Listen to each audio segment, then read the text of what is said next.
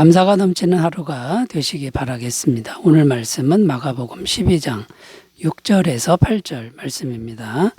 이제 한 사람이 남았으니 곧 그가 사랑하는 아들이라 최후로 이를 보내며 이르되 내 아들은 존대하리라 하였더니 그 농부들이 서로 말하되 이는 상속자니 다 죽이자.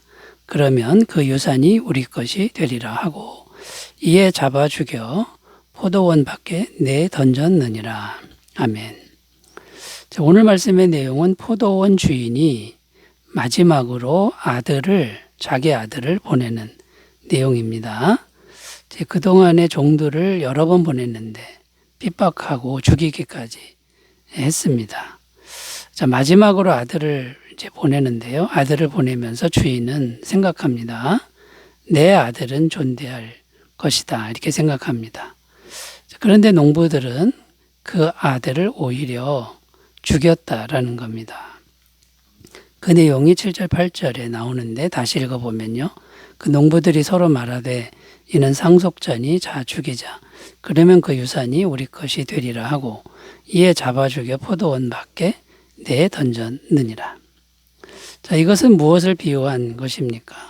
예수님의 십자가 죽음을 비유한 것이라는 거죠. 하나님께서 독생자 예수님을 이 땅에 보내셨는데 사람들이 또 이스라엘 백성들이 죽였다라는 겁니다. 그런데 여기서 이제 질문이 생깁니다. 그게 뭐냐면 하나님은 자기 아들을 보낼 때 어떤 마음이셨을까? 하나밖에 없는 아들을 보내셨을 때 어떤 마음이셨을까 하는 겁니다. 자칫 잘못하면 아들의 생명을 잃어버릴 수도 있었는데 왜 보내신 것일까요? 그 마음이 어떤 마음일까요? 그래서 오늘은 이런 것들을 함께 생각하면서 예수님을 이 땅에 보내신 하나님의 마음이 어떤 것이었는지 살펴보면서 제 은혜를 나누겠습니다. 아들을 보내신 마음 첫 번째는요. 자신의 전부를 내어주는 큰 사랑의 마음이다라는 겁니다. 자신의 전부를 내어주는 큰 사랑의 마음이다라는 겁니다. 요한복음 3장 16절입니다. 하나님이 세상을 이처럼 사랑하사 독생자를 주셨으니 이는 그를 믿는 자마다 멸망하지 않고 영생을 얻게 하려 하심이라. 무슨 말입니까? 독생자 예수님을 보내신 마음은 사랑의 마음이다라는 겁니다. 우리들을 또 세상을 너무나 사랑하셨기에 독생자 예수님을 기꺼이 주셨다. 이런 말씀이 되는 거죠. 독생자는 어떤 존재입니까? 자신의 전부와도 같은 존재라는 것이죠. 요한복음 10장 30절입니다. 나와 아버지는 하나이니라 하신대. 그 독생자 예수님은 자기 자신과도 같은 존재다. 나의 전부다. 이런 의미가 되는 거죠. 독생자를 내어주신 것은 어떤 마음입니까? 그 독생자 아들 예수님과 함께 하나님의 모든 것을 다 주시는 마음이다라는 거죠. 로마서 8장 32절 자기 아들을 아끼지 아니하시고 우리 모든 사람을 위하여 내주시니가 어찌 그 아들과 함께 모든 것을 우리에게 주시지 아니하겠느냐. 그러니까 아들만 준 게 아니라 아들을 내어주었을 때 마음은 하나님의 모든 것 이걸 다 주시는 그런 마음이다라는 거죠. 그런데 포도원 농부들은 어떤 사람들입니까? 선지자들을 아주 그냥 잔인하게 죽인 사람들 아닙니까? 그러면 이런 사람들을 어떻게 대하는 게 맞습니까? 당장 쳐들어가서 진멸해야 되는 게 맞는 일 아닙니까? 그런데도 하나님은 독생자 아들을 보내셨다라는 겁니다. 이거 뭘 의미하는 거냐면 우리들의 죄를 정말 끝까지 인내하고 참아주시는 하나님의 자비의 마음, 그 마음이다라는 겁니다. 베드로서 3장 9절 주의 약속은 어떤 이들이 더디다고 생각하는 것 같이 더딘 것이 아니라 오직 주께서는 너희를 대하여 오래 참으사 아무도 멸망하지 아니하고 다 회개하게 이르기를 원하시느니라. 그러니까 죄에 대해서 지극히 인내하시고 또 끝없이 자비하신 하나님의 이제 그 마음을 볼 수 있다라는 것이죠. 자, 그러면 여러분 독생자 예수님을 보내주심 이것을 생각할 때 우리는 어떤 일을 해야 될까요? 자, 가장 중요한 것은 우리의 인생길에 있어서 어떤 일이 벌어져도 어떤 힘든 일이 벌어져도 하나님의 사랑하심을 끝까지 신뢰하는 이런 믿음을 가져야 된다라는 겁니다. 선지자들을 잔인하게 죽인 그 포도원 농부들을 끝까지 참고 마지막 남은 아들까지 주시는 그 사랑을 생각하면서 구원받은 우리가 해야 될 마음은 하나님의 사랑하심을 어떤 일이 있어도 신뢰하는 이 믿음이 필요하다라는 겁니다. 로마서 8장 38절 39절 내가 확신하노니 사망이나 생명이나 천사들이나 권세자들이나 현재일이나 장래일이나 능력이나 높음이나 기쁨이나 다른 어떤 피조물이라도 우리를 우리 주 그리스도 예수 안에 있는 하나님의 사랑에서 끊을 수 없으리라. 여러분 이 사랑에 대한 확신을 가지고 살아가셨으면 좋겠고요. 그리고 이 하나님의 끝없는 사랑은 성령님을 통해서 우리 마음에 부어진다고 합니다. 그래서 항상 성령님으로 마음을 채우는 이 노력을 하셨으면 좋겠습니다. 로마서 5장 5절 소망이 우리를 부끄럽게 하지 아니함은 우리에게 주신 성령으로 말미암아 하나님의 사랑이 우리 마음에 부은 바 됨이니. 자, 여러분 자신의 전부를 내어주신 큰 사랑의 마음을 항상 마음에 받아들이시기 바라겠습니다. 자, 두 번째로 가보겠습니다. 아들을 보내신 하나님의 마음 어떤 것일까요? 두 번째는 어떻게든 심판을 면하게 하려는 최선의 마음이다. 어떻게든 심판을 면하게 하려는 최선의 마음이다 라는 겁니다. 오늘 말씀 6절 읽어보면 이제 한 사람이 남았으니 곧 그가 사랑하는 아들이라 최후로 이를 보내며 이르되 내 아들은 존대하리라 하였더니. 자, 여기 보면 최후로 보내며 이제 이런 표현이 나옵니다. 이게 무슨 의미냐면 최후 통첩이라는 의미입니다. 곧 마지막 기회라는 이제 그런 말이 되는 거죠.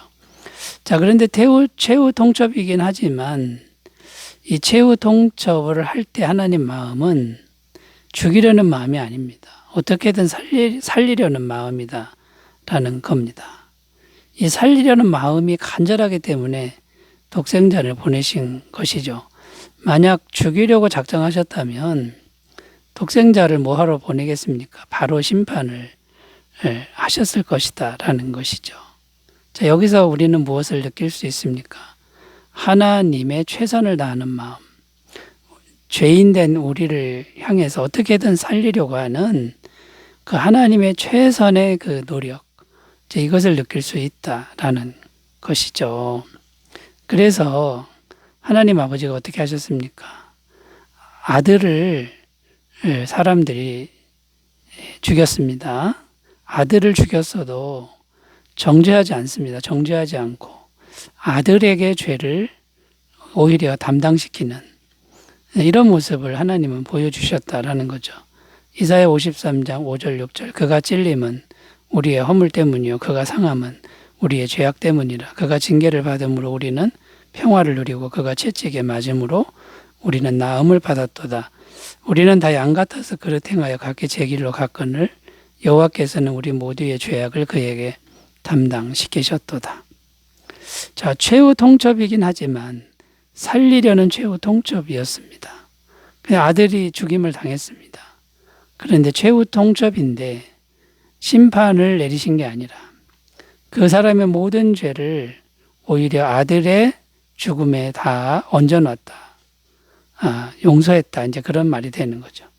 그리고 단 한 가지를 원하셨습니다. 그게 뭐냐면 믿음입니다. 모든 죄를 다 담당하신 독생자 아들 예수님을 믿기만 하라는 겁니다. 그러면 예수님의 은혜를 영원히 주시겠다. 이게 하나님 아버지의 정말 최선의 마음이고 끝까지 우리를 살리려는 그런 마음이었다라는 겁니다. 자, 그러므로 여러분 우리는 이 하나님의 마음을 잘 헤아리면서 그 하나님의 마음을 단 한 가지 믿음으로 잘 받아들이시는 그런 삶이 되셨으면 좋겠습니다.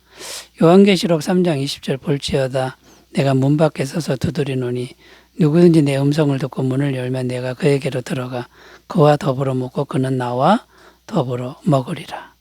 자, 여러분 항상 마음은 여시고 독생자를 주신 하나님의 마음을 잘 받아들이시기를 바라겠습니다.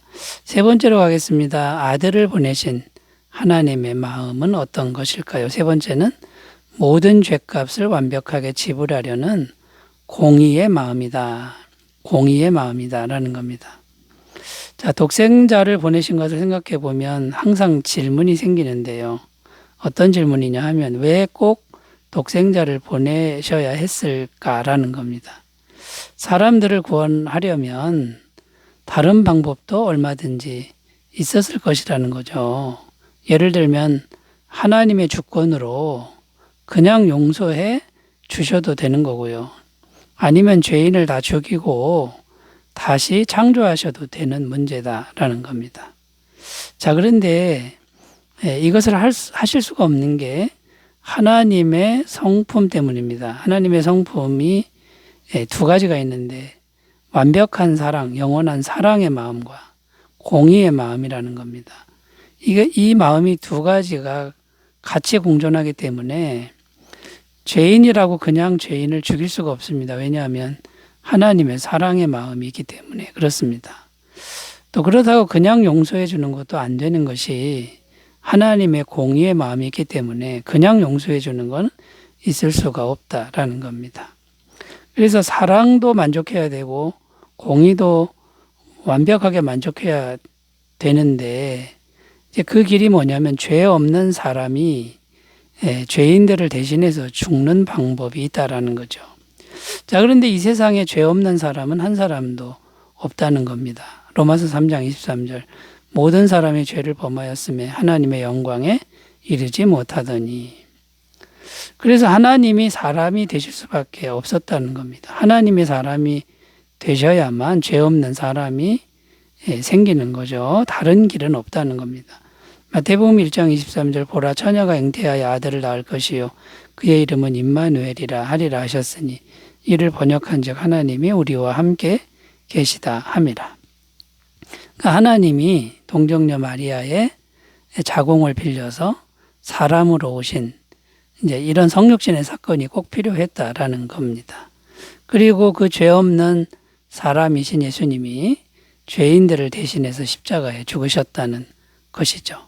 요한복음 19장 30절 예수께서 신포도주를 받으신 후에 이르시되 다 이루었다 하시고 머리를 숙이니 영원히 떠나가시니라.